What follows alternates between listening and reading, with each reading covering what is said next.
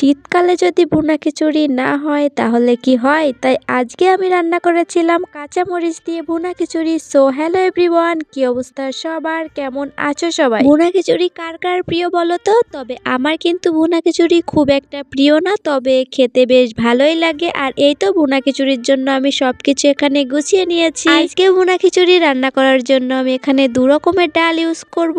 আর আজকের রান্নাটা হবে সম্পূর্ণ কাঁচামরিচ দিয়ে, কোনো শুকনা মরিচ ছাড়াই রান্নাটা করব। কাঁচামরিচ দিয়ে কোনো কিছু রান্না করলে কালারটা বাজে আসে ঠিকই, তবে তার টেস্টটা কিন্তু দ্বিগুণ আসে। ভুনা খিচুড়ি রান্না করার জন্য তো আমি এখানে সবকিছু গুছিয়ে নিয়েছি। আর এখন কড়াইয়ে হালকা তেল দিয়ে ডালগুলোকে ভাজি করে নিচ্ছি। 1 বছর আগেও আমি রান্না করতেই পারতাম না, তবে এখন কিন্তু আমি অনেকটাই রান্না শিখে গিয়েছি। খেতে খুব একটা ভালো হয় না, তবে সবকিছু পরিমাণটা বুঝে গিয়েছি।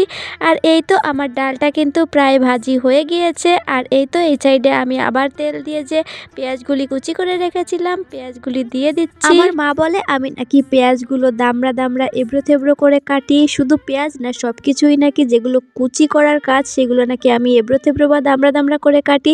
তোমরাই দেখো আমার পেঁয়াজগুলো কিন্তু অনেকটাই সুন্দর হয়েছে কাটা। আর এই তো পেঁয়াজগুলিকে ব্রাউন কালার করে ভাজি করে নিচ্ছি। পেঁয়াজগুলি ব্রাউন কালার ভাজি হয়ে গেলে তার ভিতর দিয়ে দিব আগে থেকে বেটে রাখা কাঁচামরিচ, আদা, পেঁয়াজ, রসুন বাটা। আর এই তো সবকিছু দিয়ে এখন আবার নাড়াচাড়া করছিলাম। আর রান্না করার সময় আমি ল্যাপটপে ফুল সাউন্ড দিয়ে গান চালিয়ে রান্না করছিলাম আর গানটাই গাচ্ছিলাম। আমার নিজের রান্না দেখে তো আমি নিজেই ফিদা হয়ে যাই, তোমাদের আর কি বলবো। আর এই তো আমার মশলাটা যখন কষানো হয়ে গিয়েছে তার ভিতর দিয়ে দিলাম আরো 2টা কাঁচামরিচ। কাঁচামরিচটা দিলাম, বাট কাঁচামরিচে না আছে ঝাল বা না আছে ঘ্রাণ, শুধুই দেওয়া।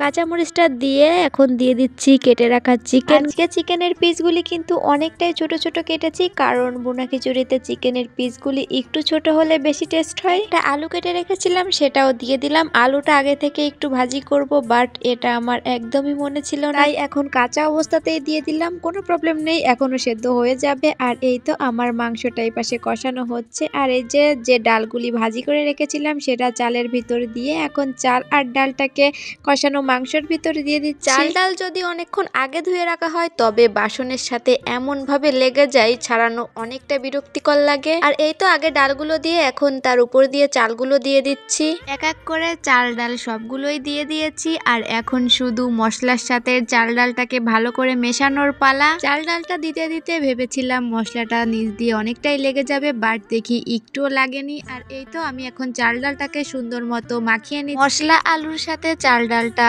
বেশ ভালো করে মাখানো হয়ে গিয়েছে। আর এখন আমি দিয়ে দিচ্ছি হলুদ আর লবণ। হলুদটা খিচুড়ি রান্না করার সময় আমার কাছে মনে হয় একটু কম হয়ে গিয়েছে, বাট যখন দেখি খিচুড়িটা হয়ে গিয়েছে তখন দেখি না, একদম ঠিকই ছিল। আর এই তো এক সাইডে আমি গরম জল করে নিয়েছি। খিচুড়ির সাথে আসলে গরম জলটাই ভালো হয়, কারণ ঠান্ডা জল দিলে খিচুড়ির চাল ডালগুলো আমার কাছে মনে হয় কেমন একটা ঠিকঠাক হয় না। আর এই তো জল দিয়ে সবকিছু দেখছিলাম যে নিচ দিয়ে লেগে টেগে গেছে কিনা। গরম জলটা দেওয়ার পর সবকিছু নাড়াচাড়া করে নেওয়ার পর ঢেকে দিলেই আমাদের খিচুড়ি একদম রেডি হয়ে যাবে। আর তার ভিতর দিয়ে দিয়েছিলাম একটু গরম মশলা, সেটা ভিডিও করতে একদমই মনে নেই। আর এই তো আমার খিচুড়ি কিন্তু রান্না কমপ্লিট হয়ে গিয়েছে আর দেখতে কিন্তু অনেকটাই লোভনীয় হয়েছে। তোমরাও জানিও কেমন হয়েছে। বাই।